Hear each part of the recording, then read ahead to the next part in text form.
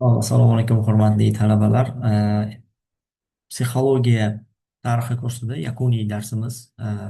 Bungacha biz o'sha psixologiyani bugungi qadar bo'lgan zamonaviy e, tusga kirpiguncha holatlarni o'rganib chiqdik. O'sha antik davrdan qadimgi sharqdagi qarashlar, g'arbdagi o'ziga xosliklar, e, ularni psixologik nazariyalarni shaklan, mazmunan o'zgarishga turtki bo'lgan jihatlar o'zgarib borishlarini sizlar bilan birgalikda ko'rib o'tdik va bundan avvalgi darslarimizda bizlar zamonaviy psixologiyadagi holatlar qanaqaligi, xorijda ilmiy maktablar, Rossiyadagi xususiyatlarni o'rgandik va bugun endi O'zbekistonda psixologiya fannining rivojlanishi bu haqida demak ma'lumotlarni sizga taqdim etamiz. Hop, mana shu mavzuni boshida aytib o'tish kerakki, O'zbekistonda psixologiyani rivojlanishi va barcha davrlardagi ilmiy manbalarga, psixologiyaga oid tushunchalarga tayanadi. Mana misol uchun e, qadimgi davrda Avestodan boshlangan bo'lsa, Avestoda ham ilk psixologik qarashlarni uchratishimiz mumkin. Bunda o'sha insonni xulq atvori, ezgu fikrlashi, ezgu harakatlari, ezgu amallari, ezgu so'zlari orqali demak jamiyatga yuzlanishliligi edi. Bu yerda psixologik qarashlarni undan keyingi davrlarda sharq allomalari Ibn Sino, Beruniy, Farobiylarni, Zamaxshariy, keyingi davrlarda sharq allomalaridan hisoblangan Rumiyni, Imom G'azzoliyni fikrlarini va bugungi kun nuqtai nazardan oladigan bo'lsak, bugungi kunga yaqinroq bo'lgan hududlarda, undan avvalgi o'rta asrlarda Hazrat Navoiyni ham fikrlarini, psixologik qarashlarini bu yerda ko'rishimiz mumkin. Va keyingi davrda O'zbekistonni psixologiyasini rivojlanishiga katta zamin yaratgan bu Rossiya hududida psixologiyani rivojlanishi bevosita ta'sir qilganligini ko'rishimiz mumkin bo'ladi.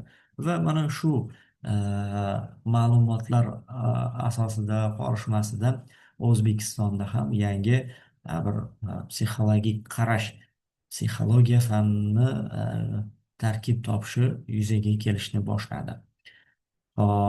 Buni bir qancha bosqichlarda ham ko'rib o'tamiz. Dastlabki davrlarida o'sha Sovet davri psixologiyasi deb bu yerda kelyapti.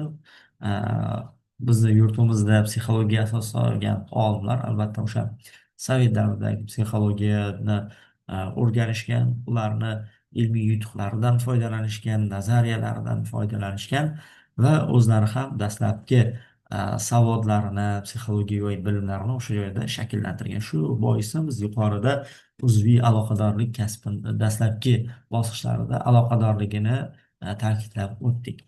1930-yillardan boshlab Toshkent davlat universiteti psixologiya bo'limlari ochilishni boshladi. O'sha 30-yillarda demak bu yerda Vygotsky, Luria, Leontyev maktabi asosida faoliyat nazariyasi, madaniy tarixiy yondashuvlar o'rgatilishni boshladi. Insonni faoliyati, mehnat psixologiyasi bu davrda ancha muhim rol o'ynagan, chunki o'sha davrdagi tuzum ham mana shu yondashuvni qo'llab-quvvatlar va unga mos tarzdaligini ko'rishimiz mumkin bo'ladi. Ho'p, psixologiyada ko'proq pedagog psixologiya mehnat psixologiyasi bilan cheklangan edi. Ya'ni yuqoridagi fikrlarimiz tasdiqlanyapti bu yerda. Psixologiya asosiy e, psixologiyani asosiy ko'rinishi bu yerda pedagog psixologiya. Ya'ni bu yerda bola shaxsini rivojlanishi, tarkib topishi, unga ta'sir qilish mexanizmlari, ularni o'qishi, intellektual salohiyati, fikrlash tarziga ta'sir qiluvchi omillar va mexanizmlar. Bundan tashqari mehnat psixologiyasi, mehnat jamoalari, unda shaxs individual tarzda o'zini tutishi, namoyon etish xususiyatlari va tarbiyalanish imkoniyatlari bu davrda muhim rol o'ynagan va yaqingacha mana bu ta'sirlar pedagog psixologiya, mehnat psixologiya sohalari eng aktual va muhim mavzular qatorida namoyon bo'lganini ko'rishimiz mumkin bo'ladi. 20 asrga kelib O'zbekistonda ham boshqa fanlar kabi psixologiyani rivojlanishi uchun shart-sharoitlar yaratildi, imkoniyatlar paydo bo'ldi. Dastlabki ko'rinishlarini yana o'sha Nizomiy nomidagi Toshkent davlat pedagogika universiteti, hozir Milliy pedagogika universiteti sifatida talqin etilyapti. Kafedrada mudirlik qilgan uh, Ivan Ivanov O'zbekistonda psixologiya fani rivojlanishiga katta hissa qo'shdi. Dastlabki yo'nalishlarini asos sifatida ko'rishimiz mumkin. Ya'ni aynan ular tomonidan 80 ga yaqin ilmiy qo'llanma psixologiyaga oid bo'lgan maqolalar, ma'lumotlar yetib kelyapti. Mana shu asosida keyinchalik ularni shogirdlari, o'sha hamkasblari tomonidan bu masalani psixologiya muammosini yanada yoritishga kirishilganligi shu asosida dastlabki bir ko'rinishlar paydo bo'lganini ko'rishimiz mumkin bo'ladi.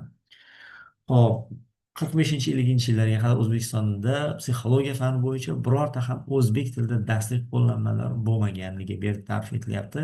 Endi psixologiya tarixini O'zbekistondagi holatni ko'radigan bo'lsak, yaqin davrlargacha, 50-yillargacha ham demak, o'zbekcha birorta qo'llanmani uchratmaymiz. O'rta Osiyodagi ilk mustaqil psixologiya kafedrasi asoschisi Platon Ivanovich Ivanov, demak, u davrda O'rta Osiyoda ham O'rta Osiyodagi mamlakatlarda ham davlatlarda ham psixologiya rivojlanmagan, lekin dastlabkisi O'zbekistonda o'sha psixologiya kafedrasi tashkil etildi va buni asoschisi o'sha professor Platon Ivanovich Pavlov hisoblanganini ko'rish mumkin. Ivanovni ko'rish mumkin. Platon Ivanovich Ivanov bu yerda psixologiya kitobini o'zbek tiliga tarjima qilinganiga qadar uni shogirdlari o'sha ularni ma'ruzalarini tinglab, ular tomonidan o'rganilayotgan psixologik jarayonlar, mexanizmlarni o'zbek tilida yoritib borgan, ya'ni o'sha yozib olib, o'zbek tilida to'plab borishini ko'rishimiz mumkin. Keng talabalar ommasiga yetkazishga harakat qilishganligini bu yerda dastlabki bosqich sifatida ko'ryapti. Keyinchalik Davletshim 68-2001 yillarda o'sha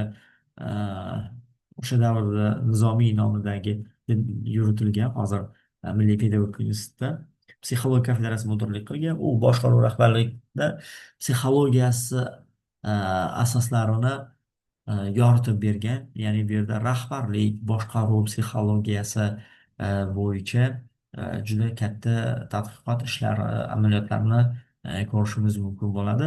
1998-yil universitetdagi eng ilg'or kafedralardan biriga yetkazdi. Ya'ni salmoqli shu sohada harakat qilgan, ilmiy manbalar to'plagan bir yo'nalish sifatida bu yerda ko'rsatilyapti. Davlat ishini tomonidan psixologiya fani turli masalalar bo'yicha 200 yillikka yaqin ilmiy ishlar chop etildi. Bu yerda maqolalar, dissertatsiya, kitob, bu jihatlarini hammasini yig'ganda 200 yilga yaqin. Bu o'sha davrga xos bo'lgan eng yuqori ko'rsatkichlardan biri sifatida bu yerda nazarda tutilyapti. Hop, Davletshim tomonidan qoldirilgan eng yirik monografiya qo'llanmalar orasida qobiliyatlar va diagnostika, yoki bo'lmasa o'zlashtirishi qiyin maktab o'quvchisini psixologiyasi, yoki bo'lmasa bundan keyingi davrda umumiy psixologiya, yosh va pedagogik psixologiya, yosh davrlar psixologiyasi va boshqalari misol qilib keltirish mumkin bo'ladi. Ana bu qarang, umumiy psixologiya va yosh pedagogika psixologiyasi bugungi kunda ham eng aktual muammolar yoritilgan kitob sifatida psixologiya sohasida foydalanadi. U respublikada o'tkazilgan barcha ilmiy anjumanlar materiallarini va ilmiy to'plamlarni mas'ul muharriri sifatida ham bizga ma'lum. Ya'ni ular o'sha psixologiya olamida, psixologiya sohasida yurib, o'sha zamonga mos bo'lgan mavjud psixologik inson ruhiyatiga oid muammolarni yoritishga o'zini hissasini qo'shgan va qo'l urgan olim sifatida ko'rish mumkin. Mana bu yerda ularni asarlarini ham turli tumanligidan ularni psixologiya sohasidagi har bir sohaga qiziqish bildirib, o'sha uni rivojlanishiga hissa qo'shganligini guvohi bo'lishimiz mumkin bo'ladi. yoshli pedagogika psixologiya sohasida Ivanovni shogirdlaridan biri Zufarova 7 yoshli bolalar psixologik tomonidan maktab ta'limiga tayyorlash masalan ilmiy tajriba sifatida o'tkazadi va ulardagi xususiyatlarni yoritish orqali psixologiyadagi yana bir yangilikni, yana bir xususiyatni bu yerda ko'rsatib o'tadi. Endi u 6 yoshli iqtidorli bolalarni maktab ta'limini egallashni, psixologik imkoniyatlarini ham o'rganib, yoritib, u yoshga xos bo'lgan psixologik xususiyatlar, qobiliyati, idroki, xulq-atvorlarni yoritishga harakat qiladi va bu bo'yicha ko'plab ma'lumotlar beradi. Bundan keyingi davrda ham endi salmoqli hissa qo'shgan olimlardan Botir Qodirov, Shoumarov, Vasiliy Karimova, Vohidov, Davletyan, G'oziyev, Sunnat va Safayev va Nishonova, Dusmuhammedova va boshqa olimlarning hissasi nihoyatda katta. Ular ham psixologiyani rivojlanishiga albatta o'zlarini hissalarini qo'shgan bir qancha tadqiqotlar, ilmiy ishlar, ilmiy izlanishlarini demak taqdim etgan. Shu orqali psixologiyada O'zbekiston Milliy universiteti va Milliy pedagogika universitetlarida alohida maktablar yuzaga kelganligini ko'rishimiz mumkin bo'ladi. Mana bu yerda Shoumarov domlani hissalarini ham alohida ta'kidlab o'tiladi. Ya'ni 30 nafar fan nomzodi ilmiy rahbarlik qilyapti, 3 nafar fan doktoriga ilmiy maslahatchilik qilgan. Bu davrda, bu o'sha davrdagi ma'lumot bo'lsa, hozirda bular faoliyatda hayotlar va psixologiyadagi rivojlanishga o'zlarini hissasini qo'shib bormoqda.